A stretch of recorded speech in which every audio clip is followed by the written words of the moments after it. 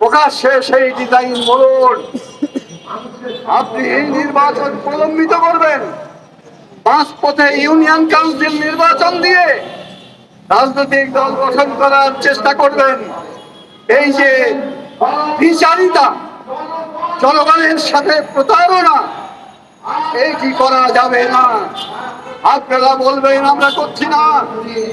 আপনারা যারা এখানে উপস্থিত আছেন, দেশবাসীকে বলতে চাই, প্রত্যেক জেলায়, উপজেলায়, ইউনিয়নে আপনারা ফোন দিন। সরকারের নির্দেশনায় বৈষম্য বিরোধী ছাত্র আন্দোলনের সেখানকার ধান্যবাদ যে কর্মীরা আছে, সেই কর্মীদের কে সরকারের বিভিন্ন কমিটিতে অংশগ্রহণ করার নির্দেশনা দেওয়া হচ্ছে। তারা অংশগ্রহণ করছে এবং রাজনৈতিক দল তৈরি করার প্রচেষ্টা নিচ্ছে। আমরা বলতে চাই যে কেউ রাজনৈতিক দল গঠন করতে পারে, এটা প্রত্যেক নাগরিকের অধিকার। কিন্তু রাষ্ট্রে থাকবেন, ক্ষমতায় থাকবেন, আর সেই তার সহায়তায় রাজনৈতিক দল গঠন করবেন, এটিও জনগণের সাথে, সাংবিধানিক অধিকারের সাথে বিশ্বাসঘাতকতার সাথে বাংলাদেশের জনগণ এই জাতীয় অপচেষ্টা মেনে নেবে না। সংগ্রামী বন্ধুগণ, রাজনৈতিক দল গঠন করবেন, অন্যের রাজনীতি ঠিক করে দেওয়ার দায়িত্ব আপনার নয়। কোন কথা বলা যাবে আর কোন কথা বলা যাবে না, তা ঠিক করার মালিক আপনি নন। সে ব্যাপারে আমরা সরকারকে সতর্ক হতে বলি। একটা অভ্যুত্থান হয়েছে, আমরা চেয়েছিলাম শ্রমিক, কৃষক, মেহনতি মানুষ যে শহীদ হয়েছে, যে শ্রেণীর মানুষ, সেই শ্রেণীর মানুষের রাজনৈতিক অধিকার, অর্থনৈতিক অধিকার প্রতিষ্ঠিত হবে, গণতান্ত্রিক অধিকার প্রতিষ্ঠিত হবে। সরকারকে এখনো বলি, 6 মাস অতিক্রান্ত, এখনো সময় আছে। জনগণের বিরুদ্ধে ষড়যন্ত্রে নামবেন না। ষড়যন্ত্রের ফলাফল ভালো হবে না।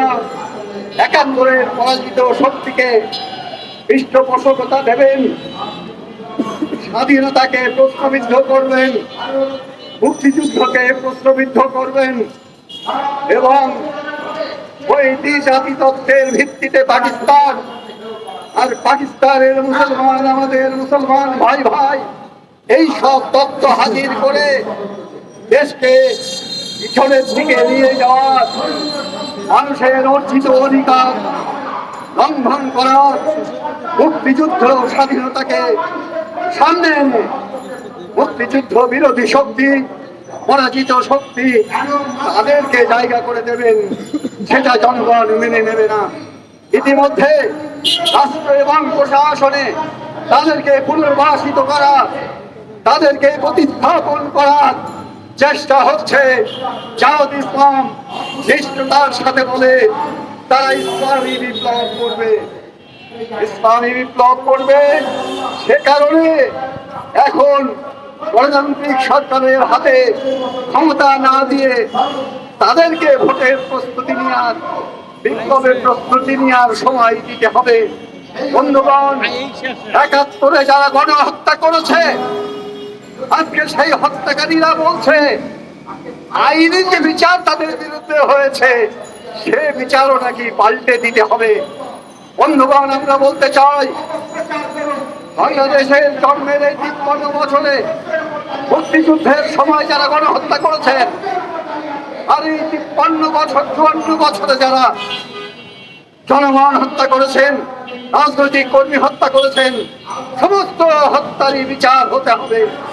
তা যদি না হয়, তাহলে অপশক্তি এবং জনগণের বিরোধী শক্তি সুযোগ পাবে।